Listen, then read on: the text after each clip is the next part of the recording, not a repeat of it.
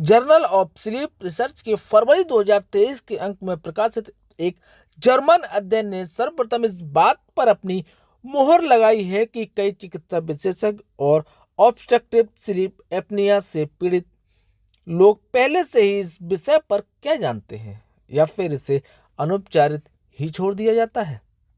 यह दुर्बल करने वाली स्लीप डिसऑर्डर पर बुरा प्रभाव डालता है। शारीरिक और इसके साथ रहने वालों के जीवन की मानसिक गुणवत्ता और कई अध्ययनों से ये भी पता चलता है कि अनुपचारित ओएसए और जीवन जीने का खराब तरीका समय से पहले मृत्यु के जोखिम को भी बढ़ावा देती है। अगर आप अधिकतर रातों में जोर से खर्राटे लेते हैं और अक्सर अपने आप को दिन के दौरान नींद के झटके से परेशान रखते हैं तो अकथनीय मनोदशा की गड़बड़ी से पीड़ित हैं या अन्यथा अस्पष्टीकरण संज्ञानात्मक मुद्दे हैं। उदाहरण के तौर पर ध्यान केंद्रित करने में दिक्कत होना, याददाश्त में कमी या सूचना को संसाधित करने और रिले करने में कठिनाई अंतर्निहितकरण ओएसए हो सकता है।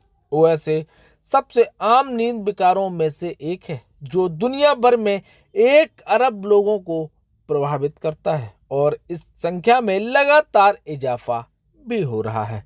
ओएसए विकसित होने का जोखिम पुरुषों, गंभीर रूप से अधिक वजन वालों या मोटे व्यक्तियों और वृद्ध लोगों के लिए अधिक होता है, परंतु महिलाएं, युवा और सामान्य सीमा वाले लोग भी इससे प्रभावित हो सकते हैं। ओएसए नींद के दौरान आंशिक या पूर्ण वायुमार्ग बाधा को कई समस्याओं से समझा जा सकता है।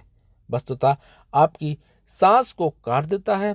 यदि आप गंभीर अनुपचारित ओएसए से पीड़ित हैं तो रात भर में प्रति घंटे 30, 50, 80 या इससे अधिक बार भी आपकी सांस रुक सकती है और शुरू भी हो सकती है। परिणाम खराब नींद की गुणवत्ता से अधिक है जो अपने आप में शारीरिक और मानसिक दोनों स्वास्थ्य समस्याओं का कारण बनता है। यह आपके शरीर में ऑक्सीजन की भारी कमी है, high blood pressure, chronic obstructive pulmonary disease और मोटापा जैसी पुरानी चिकित्सा स्थितियों के विकसित होने या बिगड़ने की बढ़ती समस्याओं के अलावा अन्य अध्ययनों में यह पाया गया है कि ओएसए वाले लोगों में चिंता और अवसाद से पीड़ित होने की संभावना 3 गुना से अधिक है और इससे भी अधिक उन लोगों की तुलना में जो ओएसए से पीड़ित नहीं है। आत्महत्या के विचार आने की संभावना 2.5 गुना अधिक है। गंभीर समग्र मनोवैज्ञानिक संकट की संभावनाएं और भी अधिक है। मानसिक स्वास्थ्य विकार वाले लोगों में ओएसए का इलाज बहुत मुश्किल हो सकता है क्योंकि ये लक्षण अक्सर ओवरलैप होते रहते हैं।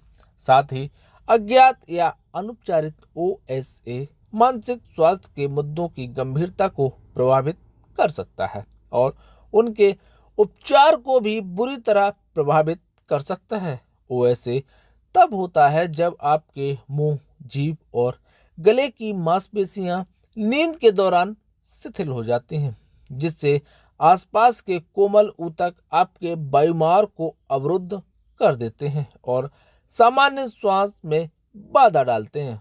खर्राटे उस नर्म ऊतक के हिलने की आवाज है जब आप फिर से सांस लेना शुरू करते हैं सिर्फ इसीलिए कि आप खर्राटे लेते हैं।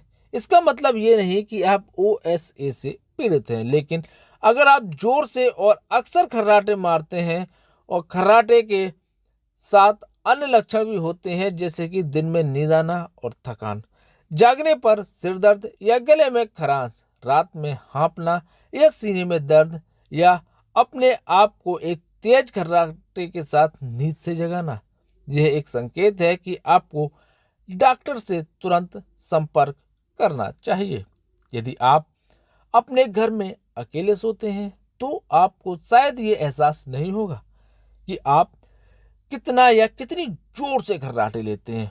उस स्थिति में आपको संभावित चिकित्सा समस्या के बारे में सतर्क करने के लिए असामान्य या अत्यधिक थकान और मिजाज जैसे लक्षणों पर भरोसा करना पड़ सकता है।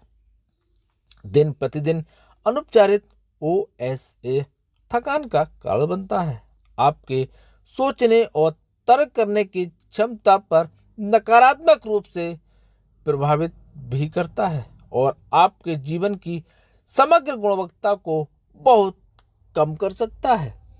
अंततः OSA से जुड़े लक्षण और जोखिम कारक आपके शारीरिक और मानसिक स्वास्थ्य पर भारी पड़ सकते हैं। अपने डॉक्टर को लक्षण की कहीं सही जानकारी देना वास्तव में आप पर निर्भर करता है, क्योंकि OSA के लिए परीक्षण अधिकांश चिकित्सा परीक्षाओं का नियमित हिस्सा नहीं है। अन्यथा आपकी स्थिति और भी आवश्यक उपचार में काफ़ी देर हो सकती है। जैसा कि शोधकर्ता बताते हैं कि OSA के लिए इस समय हमारे देश में कई सारे उपचार विकल्प लक्षणों को कम या समाप्त कर सकते हैं और जीवन की गुणवत्ता में काफ़ी सुधार भी कर सकते हैं। मध्यम, गंभीर और संभवतः हल्के मामलों के लिए सबसे अच्छा उपचार निरंतर सकारात्मक वायु मार्गदाब का उपयोग होता है, जिसे CPAP के रूप में भी जाना जाता है। अन्यथा अन्य उपचार भी हैं इसके, जिनमें दंत चिकित्सा उपकरण यदि आवश्यक हो तो वजन कम करना और सर्जिकल हस्तक्षेप भी इसमें शामिल किया गया है। यदि आप अपने आप में या किसी और में OSA के लक्षण को पहचानते हैं तो डॉक्टर के पास जाने की संभावना एक स्लीप सेंटर के लिए रेफरल में होगी, जो इन हाउस या टेक होम टेस्ट प्रदान करता है। यदि परीक्षण से पता चलता है कि OSA से आप पीड़ित हैं तो आपका डॉक्टर आपकी सर्वोत्तम उपचार योजना के बारे में चर्चा भी करेगा।